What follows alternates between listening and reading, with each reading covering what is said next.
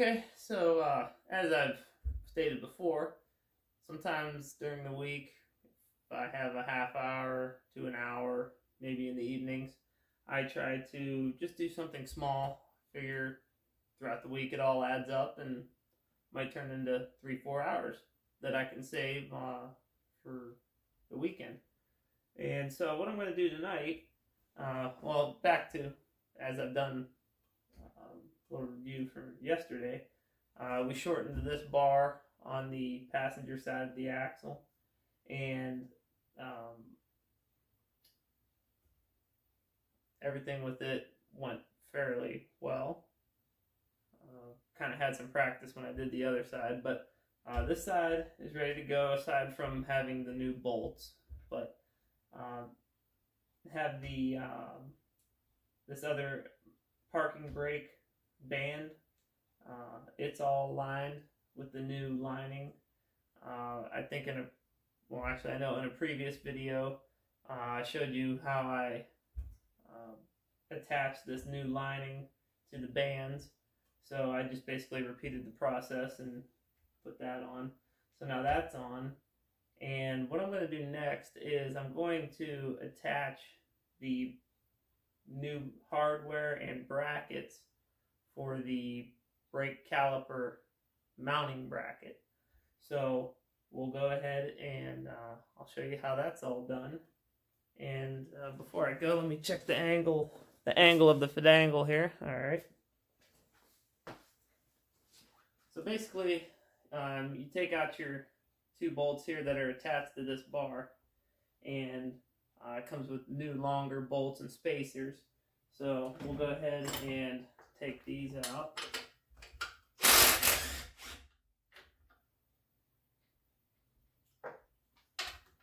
Tell you, the weeks, they sure fly by, that's for sure.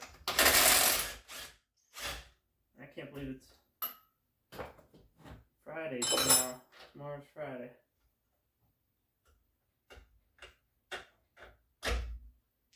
And so this bar right here, it stays in its own place up against the backing plate.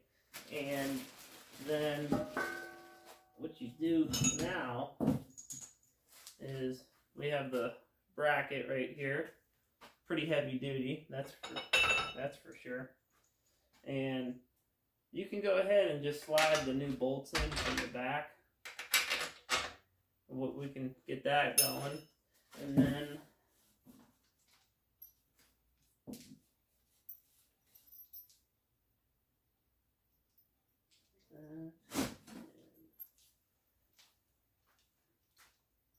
okay, so now what we do is you want these two smaller holes. As you can see, there's two smaller holes and then two bigger holes, and the bigger holes will go in the mounting bracket or up against the backing plate, and then the two smaller holes are what your brake caliper attached to. Now, I don't know if these were painted or powder coated, but later on you might see where the brake caliper bolts mount to. You might have to just run a drill bit through there because the paint kind of made the holes a little bit too thick. So there's that. And then it comes with these spacers. They kind of look like that. And those go on first over the bolts. And then you take your little U-shape, or not U-shape, but it's kind of, I guess you could say it's kind of a small U. And that goes towards the bottom of the axle. And then you slide this over. Put your lock washers on.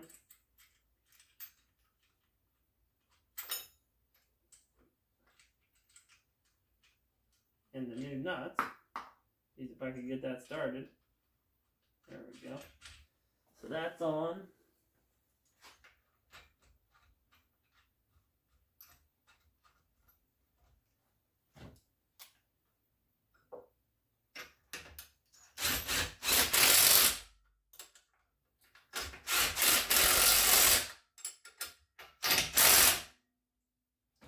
And those are attached. So now what I'm going to do is I'm going to because I already probably know. Actually, here, let me just try it. I'll take one of the bolts. Yeah, see, they don't. It fits in that one.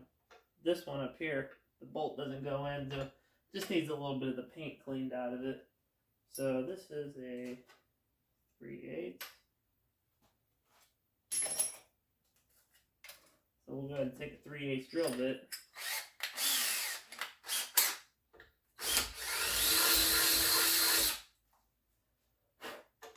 And the bolt goes there, and that one goes in there.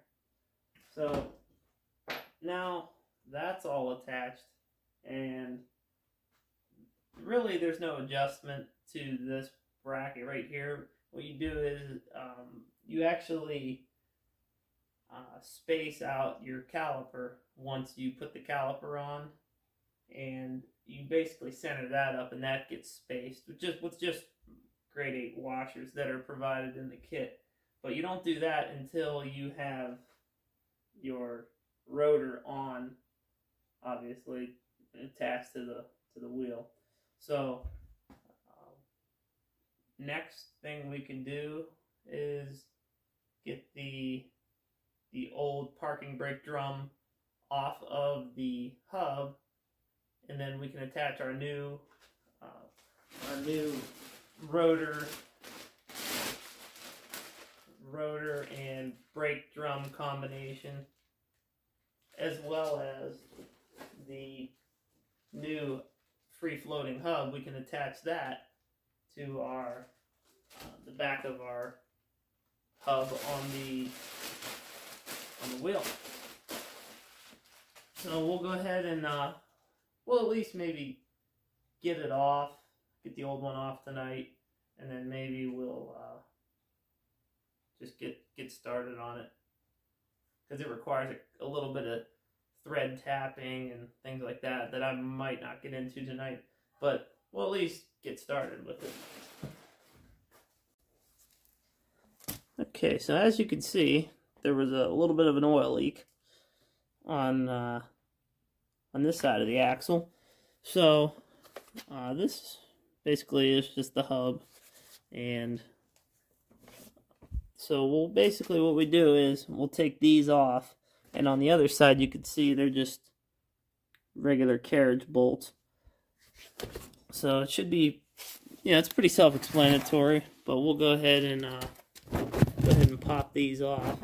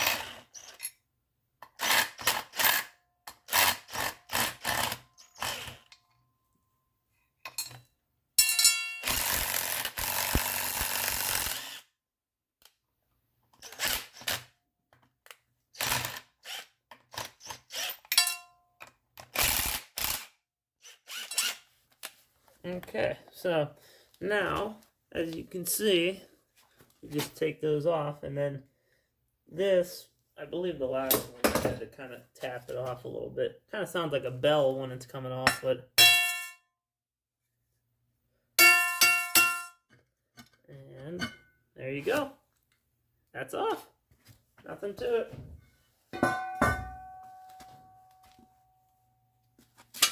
Yeah, I know. My voice went really high right there.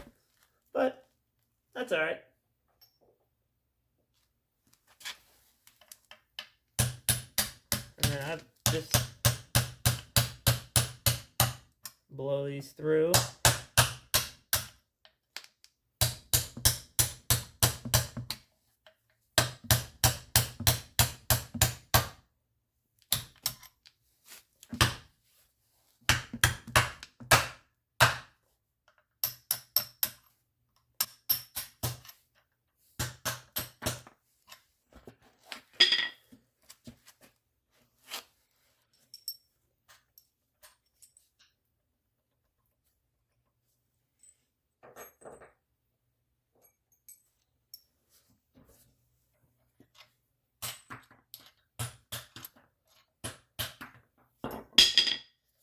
Okay, so now those are all off.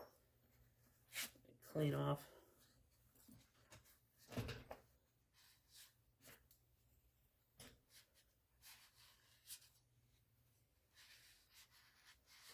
Clean off all of this stuff.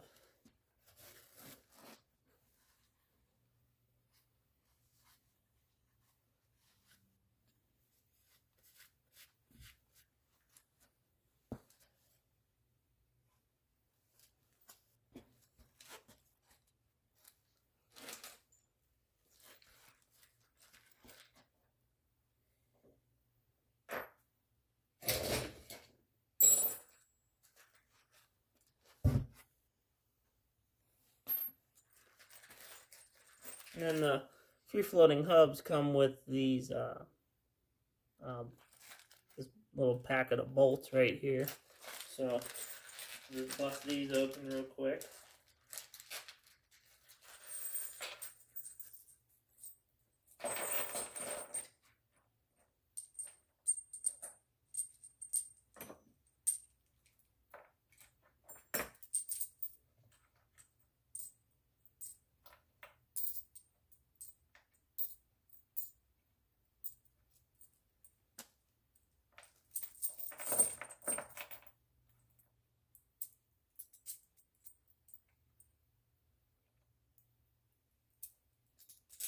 So basically these come with a lock washer and a flat washer for each of these, and then basically just take these and over here a little bit, and you just tap them in.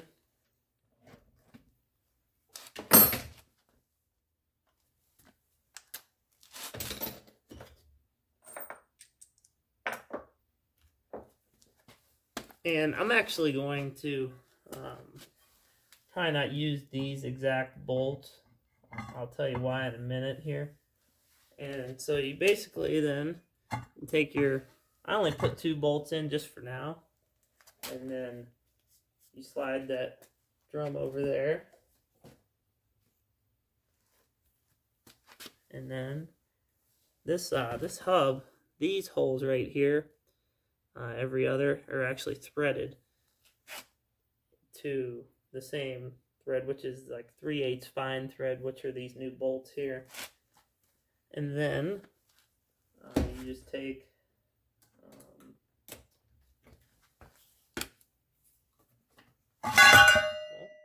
okay, that fell off.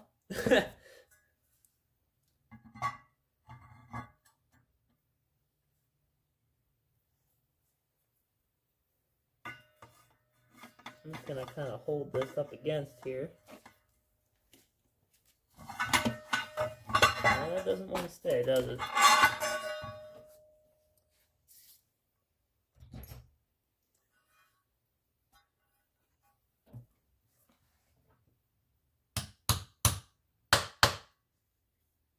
We put another bolt in here, maybe to kind of help hold it.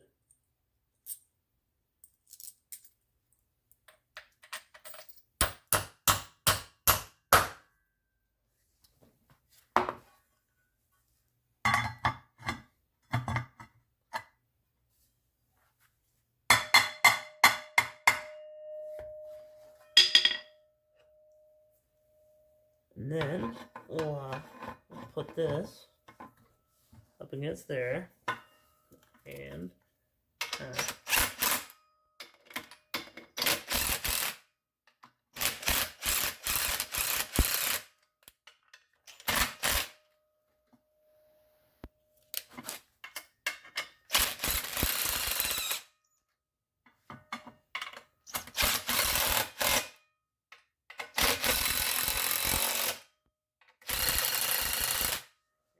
one's not catching right now. Kind of give it a little tap. I don't want to hit it too hard though, because you'll mess the threads up.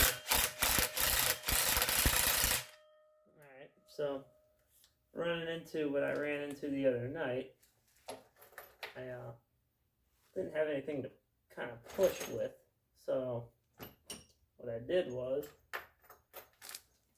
I just took 3 little random washers and I stuck them down in this socket.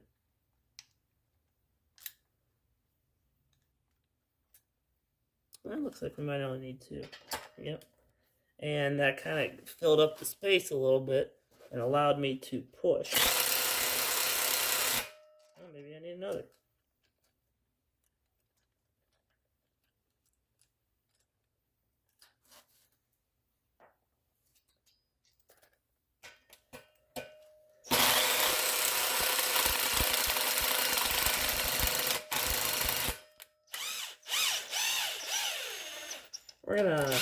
We're gonna try a different hole, maybe to try and draw the hub in a little bit. I think it's coming out on one side.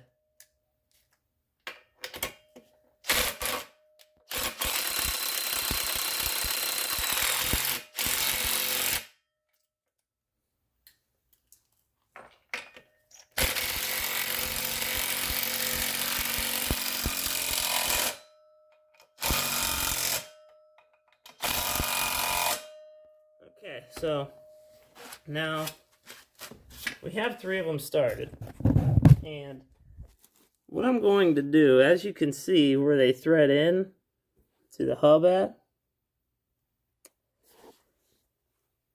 they don't quite, you know, come all the way through. So what I'm actually going to do, I'm going to buy bolts that are about, probably, I'm going to measure maybe 1/4 to a 1/2 inch longer. Probably going to go with a 1/2 inch longer. And then when they come through, I'm going to put the nut on there as a jam nut. And we'll secure them that way. And then also, they come with these little tapered Allen head bolts. And then as you can see, this hole right here is tapered to fit that. And from what I was reading in the instructions, they want you to drill those holes out and tap them. So I haven't decided whether or not those are necessary, because I mean, if these 6 bolts are going all the way through, you know, if I get 6 of these grade 8 bolts going through, I don't know if it would be totally necessary to have these little guys in the tapered holes.